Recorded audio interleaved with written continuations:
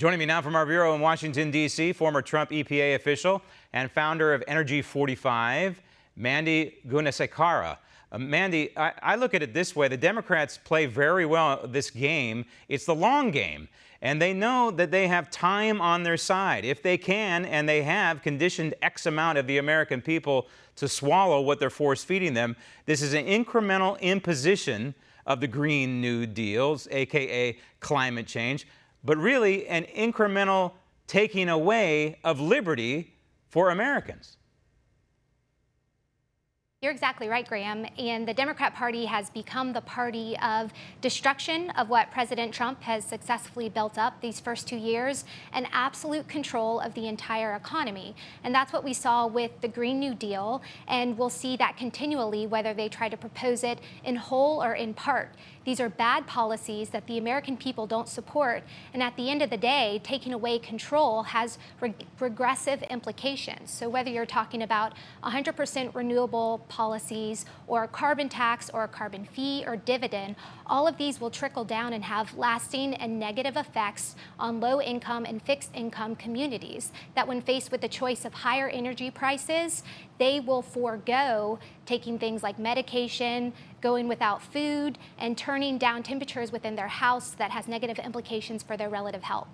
And 100% renewable with our technology and to sustain our society is simply not feasible at this moment in time. And I think that AOC, Alexandria Ocasio-Cortez, AOC, got a little bit ahead of herself when she released, or maybe accidentally released, the Green New Deal. And the American Enterprise Institute did some surveys on this. The first one asked about the Green New Deal, and the support was only around 23%. And that amounts to the radical base of the Democrat Party. But now what we have going on here, Mandy, is Nancy Pelosi has taken command. And she knows, with all her time in Washington, D.C., to play the long game, to play the incremental game. And so now that's what they're doing. They're breaking this up, the Green New Deal, into little pieces, and they're hoping to force feed it and somehow get the president's signature on it. You're exactly right. They're trying to recover from the flub of the Green New Deal. And you're right to point out that Alexandria Ocasio-Cortez, her proposal was not ready for prime time.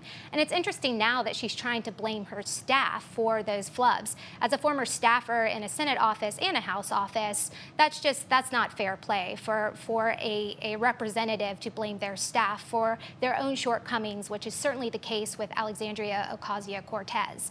And the problem, again, with Nancy Pelosi taking over and trying to propose unacceptable and extreme points of view, the American people simply are not behind it. Yeah, and the other side of this survey that was done, when it's spelled out into individual pieces, again, the American public have been conditioned to react to, the support then doubles for not the Green New Deal per se, but for little pieces of climate change.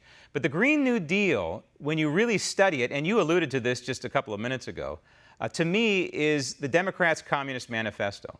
It would necessarily upend our entire civil society and would make government probably in the end twice as big as what it is now. Certainly would give government more control over the American people, would make it redistribution of wealth beyond any scale that we've ever seen in this republic, and would affect everyone in this republic. You're exactly right. The Green New Deal, when you look at it, it's a resolution, and very little of it arguably has to do with the environment.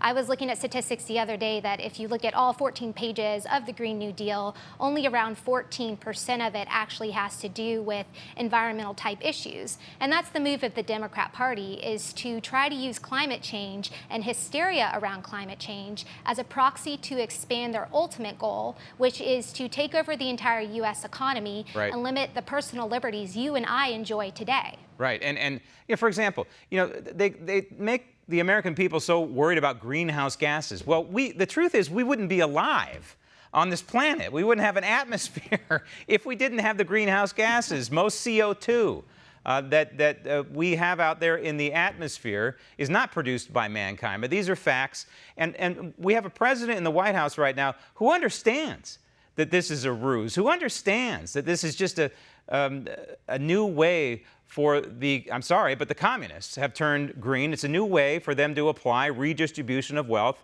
on a national scale, and what they tried to do with the Paris Accord on a global scale. You're exactly right. We saw it under the Obama administration with regulations they proposed, like the Clean Power Plan, that ran into serious problems. Want to see more videos like this? Click on the link below and subscribe to One America News on YouTube, and call your cable provider and kindly demand that One America News is added to your lineup. Call and subscribe today.